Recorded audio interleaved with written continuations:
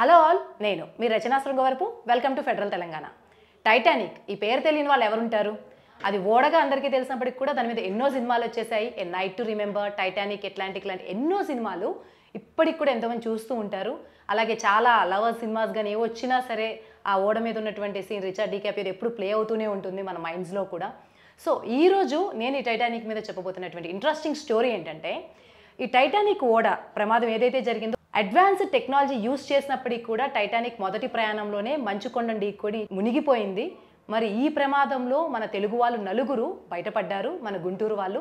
So మన తెలుగు వాళ్ళు ఉన్నారు కాబట్టి ఈ స్పెషల్ స్టోరీ ఈరోజు నేను వాళ్ళ గురించి చెప్పాలనుకుంటున్నాను. ఇకపోతే వీడియోలో మెయిన్ స్టోరీకి వెళ్ళబోయే ముందు ఈ టైటానిక్ ఓడ గురించి, ఆ రోజు జరిగినటువంటి సంఘటన గురించి కొంత ప్రీ హిస్టరీ ఇప్పుడు.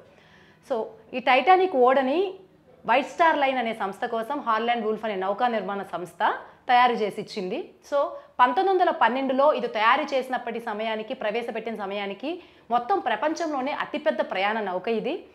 సో 1912 ఏప్రిల్ 14న ఇది మొదటి ప్రయాణం చేయబోతుంది. అది కూడా సౌతాంప్టన్ ఇంగ్లాండ్ నుంచి న్యూయార్క్ వరకు అది ప్రయాణం చేయాల్సినటువంటి గమ్యస్థానం.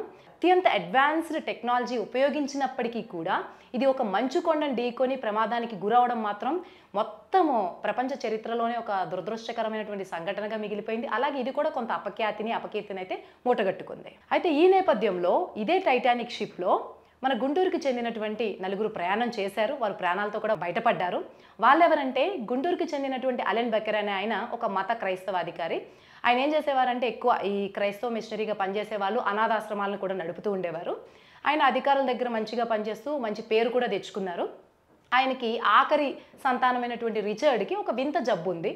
అది గుంటూరులో ఉన్నటువంటి అన్ని హాస్పిటల్స్లో ఆయన కన్సల్ట్ చేసినప్పుడు ఇది ఇక్కడ ఎట్టి పరిస్థితుల్లోనూ క్యూర్ అవ్వదు, ఖచ్చితంగా మీరు న్యూయార్క్కి తీసుకెళ్లాల్సిందని తేల్చేశారు. సో ఆ సమయంలో ఆయన బిడ్డను అక్కడికి తీసుకెళ్ళి ట్రీట్మెంట్ చేయిద్దాం అనుకున్నారు. సో అప్పుడు ఉన్నటువంటి ఒక కండిషన్ ఏంటంటే, అక్కడికి వెళ్ళి ట్రీట్మెంట్ చేయించాలంటే ఎవరైతే ఈయన ట్రీట్ చేశారో ఈ పిల్లాన్ని ఇక్కడ, ఆ ప్రభుత్వ హాస్పిటల్ నుంచి ఆ మెడికల్ రిపోర్ట్స్ అలాగే పర్మిషన్ లెటర్ కూడా తీసుకోవాలి. కానీ అది ఆయనకి సరైన సమయంలో దొరకలేదు. సో ఆయన ఏం చేశారంటే, ఆయన భార్య నెల్లీతో పాటు మారియన్ లూయిజ్ అనే తన బిడ్డని, ఇంకా రూతు ఎలిజబెత్ అనే కూతుర్ని, ఇంకా రిచర్డ్ని కూడా పంపించారు. సో వాళ్ళు ఫస్ట్ గుంటూరు నుంచి మద్రాసు నుంచి కొలంబో నుంచి లండన్ ఓడలో, తర్వాత ఈ టైటానిక్ ద్వారా న్యూయార్క్కి వెళ్ళారు. వెళ్ళినప్పుడు వీళ్ళు హాయిగా సెకండ్ క్లాస్ ప్యాసింజర్లో F4 క్యాబిన్లో ప్రయాణం చేశారు. అయితే టైటానిక్లో కొంత లైఫ్ సేవింగ్ బోర్డ్స్ ద్వారా ఉమెన్ని, చిన్నపిల్లల్ని కాపాడారు కాబట్టి కాపాడబడిన వాళ్ళు వీళ్ళు కూడా ఉన్నారు. కానీ ఈ సంఘటన జరిగిన తర్వాత, నెల్లి అక్కడికి వెళ్ళిన తర్వాత ఈ షిప్లో జరిగినటువంటి ట్రాజిక్ ఇన్సిడెంట్, ఈ ప్రమాదం అంతా కూడా ఆమె మైండ్ మీద చాలా ప్రభావం చూపించింది. ఎంత ప్రభావం చూపించిందంటే, అది జరిగిన తర్వాత ఆమె భారతదేశానికి ఎప్పుడు తిరిగి రాలేదు. భర్త ఎప్పుడైతే అనుమతి పత్రాలు తీసుకుని ఇక్కడికి తీసుకొచ్చారు, ట్రీట్మెంట్ జరిగింది, వచ్చిన తర్వాత మళ్ళీ ఎట్టి పరిస్థితుల్లో భారతదేశం అడుగు పెట్టకూడదని నిర్ణయించుకుని అక్కడే సెటిల్ అయిపోయారు. సో ఓవరాల్గా మన గుంటూరుకి చెందిన వాళ్ళు చివరికి అలా టైటానిక్ షిప్ ద్వారా సేఫ్గా ప్రయాణం చేసే అక్కడికి వెళ్ళారు, అక్కడే సెటిల్ అయిపోయారు. కానీ ఆ ప్రభావం మాత్రం వాళ్ళ మీద దీర్ఘకాలికంగా వారి జీవితాంతం ఉండిపోయింది. తిరిగి ఇండియాకి అయితే వారు వెనక్కి తిరిగి రాలేదు. ఇది ఈరోజు టైటానిక్ గురించి ఇంట్రెస్టింగ్ స్టోరీ. మరి మీరు దీని గురించి ఏమనుకున్నారో కమెంట్స్లో తెలియజేయండి. మరిన్ని ఇంట్రెస్టింగ్ అప్డేట్స్ కోసం stay tune to federal Telangana.